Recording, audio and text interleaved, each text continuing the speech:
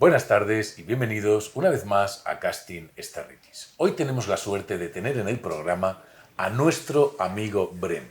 Llevamos con él varios años trabajando en un proyecto de inteligencia artificial que aúna el value investing, todo el conocimiento y los principios del value investing con la inteligencia artificial para generar estrategias de inversión llevadas adelante por un agente de inteligencia artificial, pero con todos los principios del value investing. Hi, Bren. Thank you very much for being here with us today. We are very, very happy to having you here in this program. And I want to ask you first, how did you arrive to the EA, to the artificial intelligence in your life? How did you get the artificial intelligence and why you are working in this field? I think I've always been interested in, making intelligent machines. And this is right now kind of a very large and presently highly unsolved problem where we can make some very simple machines that can solve basic problems, but trying to find a machine that can actually solve general problems, the ability to be able to not only just play chess or play Go, but can play chess, Go, and make a cup of coffee and plan your life, like finances at the same time. This is something that we don't have. And I think I've been really inspired by DeepMind, where they had demonstrated the ability through playing video games, where a machine could actually outperform a human. Yes. And only using the pixels on the screen, which is something that no one had been able to do. With the game Go, was that? Actually, it's like Atari. Oh, yeah. Atari games. So like the old school. Okay. So actually, they've been able to very successfully be able to kind of test very complicated models that worked in these video games that we remember as a class as kids. Yes, yeah, sure. And but we couldn't make machines that could play these things better than us. Yeah. So when they did this back in 2012, I believe, they basically set the world on fire for artificial intelligence and specifically using reinforcement learning combined with deep learning. Okay. But how did you start with the computers? And how did you get artificial intelligence? I actually won my first computer when I was like in 8th grade. It was a Commodore 64. But to be honest, I actually always wanted to be a rocket scientist. Yes. Kind of geek. I know. But I love it. I totally failed out of Boulder, Colorado.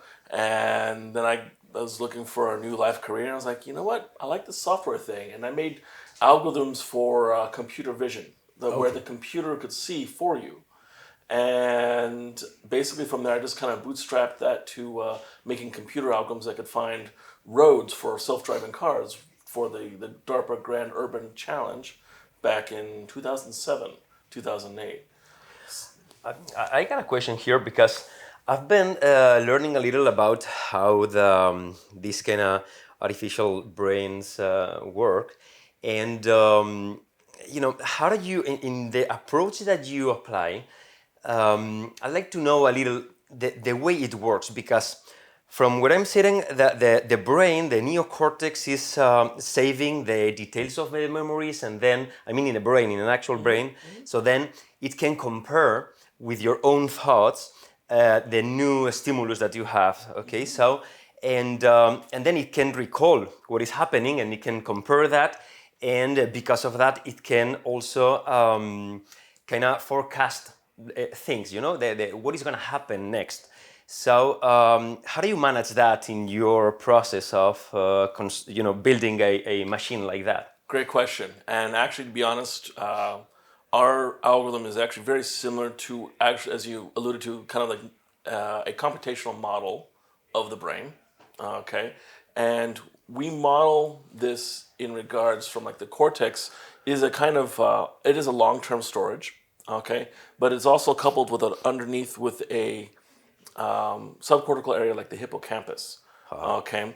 And this interaction between the frontal cortex and the other parts of your outer cortex, the brain, creates this loop where you can actually be able to kind of go back to your previous memories, kind of like recall and like think about what you had done in the past, as well as be able to kind of imagine other things that you've not, other experiences that you haven't. And our agent actually has the ability to do something very similar to this. Okay, but it brings in the very low level, like what they call your cerebellum. Okay, it's classically known for like motor function, like being able to play tennis. Exactly. Okay, but only in recent years have we learned that actually the cerebellum plays an important role in general purpose cognition. Okay, and I hypothesize it's part of our generalization.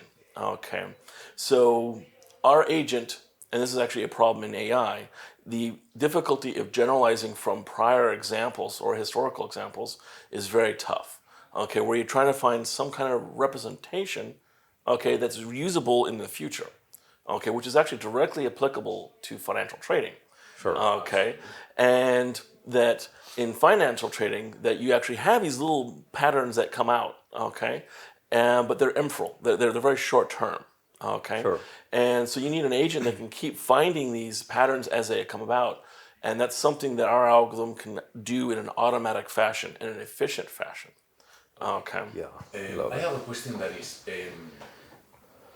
needed because we are talking about the brain and how we build a brain with the machines. But do you think that all our knowledge about the brain, the human brain, that is the well unknown in the human body, because we don't know too much about the brain. No? Actually, yes. We are learning and learning and learning. No? But do you think that it's needed to know how we are, wired to build an intelligent machine? I think Are it helps. these two knowledge going parallel? There are camps that say forget about the brain, just go on a purely computational basis. Okay. Okay. There's camps that believe just stay with the brain, make a perfect emulation of that brain, and that's where you're going to develop your truly artificial intelligent machine. I'm more like in agreement with like DeepMind, okay, where it's kind of in There the are middle. two lines of thinking. Two main lines, Yes, yeah. absolutely. But I'm like the middle. I Yes. believe I like to find inspiration, okay, as well as from like a functional perspective. There are circuits and there's loops. There's certain things that I've actually used to be able to help solve computational problems that I've just like got stuck, and I look at how the brain science works. Like, oh, so that's how the brain does it. Let me see how that works here. Ah, it works. Okay, but I've also used like actual like Sharp ratio. Okay, that as a metric inside the core part of my AI to help optimize the kind of decisions it makes by making risk-adjusted returns. Yeah. Okay, so actually at the core of my brain is a little financial calculator to use in finance. Yeah, love it. I remember also when we got started together working, and we've been through a rough time looking for the better strategy, how to manage everything. We were thinking about the different universe of stocks that we could use, and we discovered, all of us, discovered that using different universe of stocks, the agent performs better or worse depending on the universe of stocks. And how would you say about that? What's your thinking about that? So the agent, or actually the kind of like based on the trading system that we've worked together to collaborate on this, has only certain things it can see. Okay, so it's looking at the lowest level. It's looking at technical metrics. Okay, and then the next level where it actually performs that kind of like this allocation side of logic, it takes like kind of like the meta looking at how well each of these models perform, and allows us to kind of like say, okay, let's turn on this model and turn off this model. Sure. It's really kind of a function of how the agent's universe is, and basically we're just building a system that kind of like, okay, we understand that we have certain limits here, so let's improve on that by adding another layer of knowledge. Okay, but it's done separately.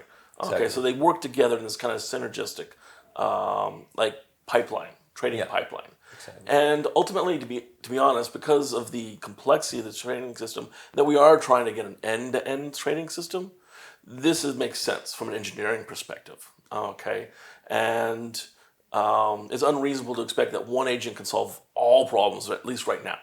If we had that kind of agent, we would rule the world right now. Exactly. Okay, so Do You you could build it. think? Do you think that there are easy fields where human beings can perform pretty well, but there are complicated fields where human beings are lost, and markets are one of these fields, because there are a lot of possibilities, a lot of situations, a lot of data, that you have to manage, and and emotions, a lot of things that are playing in this game. So human beings most of the times are lost. Do you think that artificial intelligence can perform better than human beings in this kind of very, very complicated fields of making decisions? I think in principle they can, and while that we are still in that process of doing so, I believe you mentioned like the human emotion playing a negative factor in trading. Ironically enough, our agent technology has a representation or a model of emotions that actually plays critical is critical to trading, actually, to decision making. Okay, you have emotions. It's the uncontrolled emotions that get you in trouble. Okay, but controlled emotions are important to allow you to be able to select intelligently which path I should search for a particular solution. Okay, it's kind of like you're walking in the woods and you run into a tiger. If without emotions, okay, you'd be like, A, do I go pet the tiger? B, sit there? Or C, run away? Or D, I guess, make an omelet. Okay, so there's a lot of different things you can do, and ironically enough, all these decisions kind of get flash up in your mind as you run into this situation. But with emotions, it allows you to say, okay, omelets are not going to save my life right now. Let's run away. It may not be the best idea with a tiger because it can outrun you.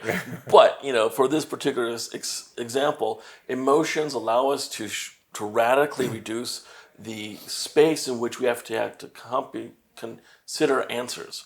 And this is something that we're also like AI, okay, that as we learn more about how we reason, okay, we learn how to make better machines that can actually interact in a more complex You are saying environment. something that is totally interesting. That is, emotions are what it's actually doing is that reducing the possibilities for you to choose, no? Because if not, only a brain, yes, as you Only said, the rational can part, choose yeah. 20 or 30 possibilities in Thousands. every single situation. Yeah, Or absolutely. thousands of possibilities. So emotions close these possibilities to a one or two, Exactly.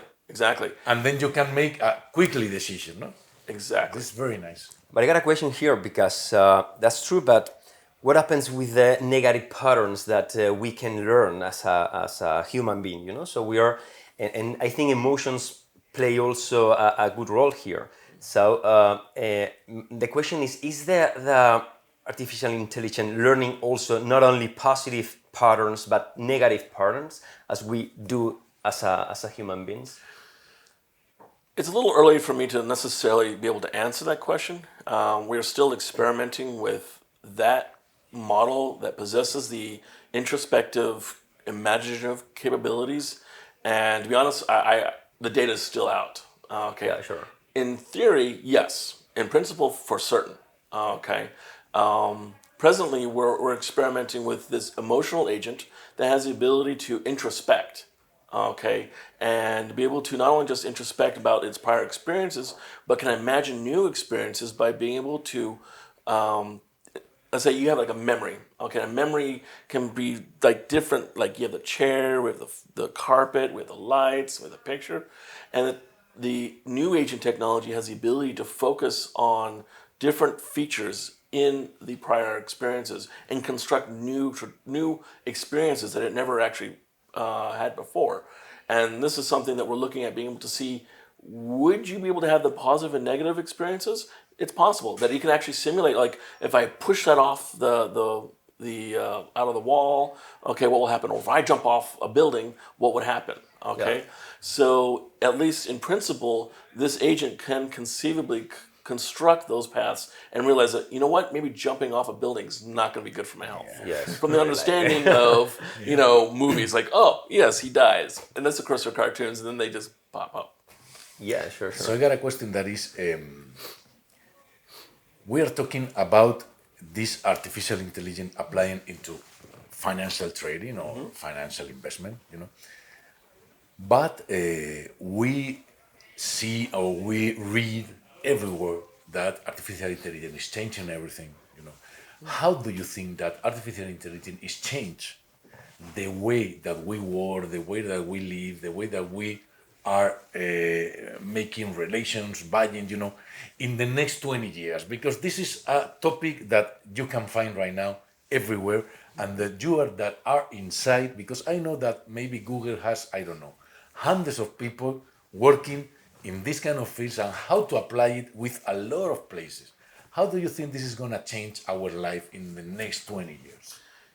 That is a deep question, and one that a lot of people have been asking. I think, ironically enough, finance actually has a good initial preview of what you can expect. Many companies who are starting to dive deep in using AI are actually cutting back on a lot of the financial traders that they had before, like 80 to 90%. So we know for sure that there will be job cuts for certain skills, okay? But then there's also new skills that you can have in terms of, that we've seen where they actually use humans to train AI, okay? In more complicated like language understanding, maybe understanding text. I think that the future of AI is going to be this blend between, yes, we will lose positions, but we're going to create a whole new repertoire of positions or jobs that we've not actually seen, okay, that are probably dedicated around some kind of aspect of AI, but I see it being more embedded in the world around us. It's not necessarily like your next Google Voice or Alexa or something like that, that these are really experiences that we're still maturing, given the fact that it's so easy to break them, okay, where hackers can just make them very racist or very negative. But the world will be intelligent. Your car, your house, your office will integrate intelligence. And while in the short term we will lose positions, I think in general that we will just see a much greater improvement in our lives, because so much of the drudgery of things that we have to do in every day is done for us automatically. So I got a question. There are many questions. That's the problem here.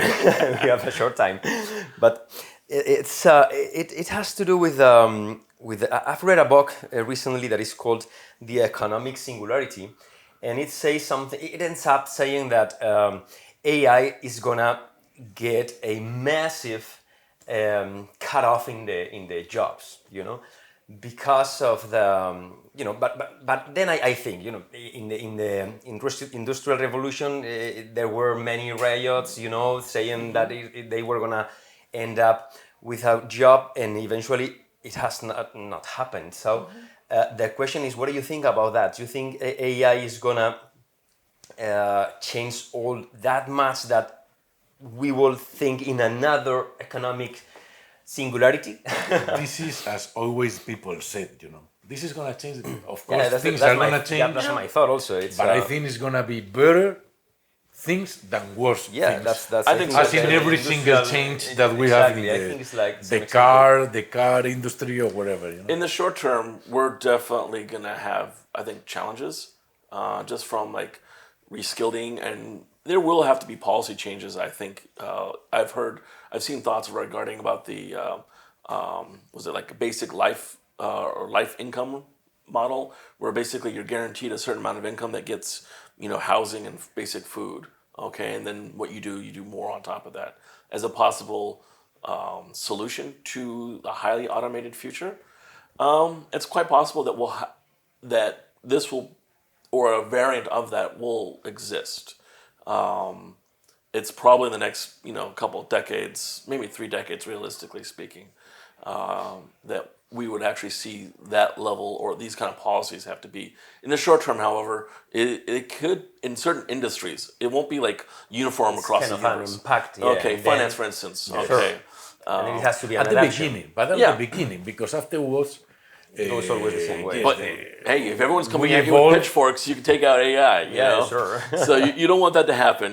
So I think we have to, computers has made a lot of change in financial markets, absolutely. and this didn't mean that we lose a lot of jobs.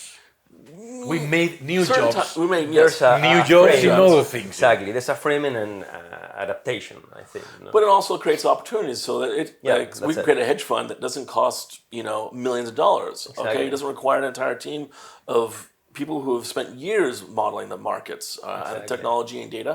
That if we develop AI that can efficiently sample that data, we can commoditize trading.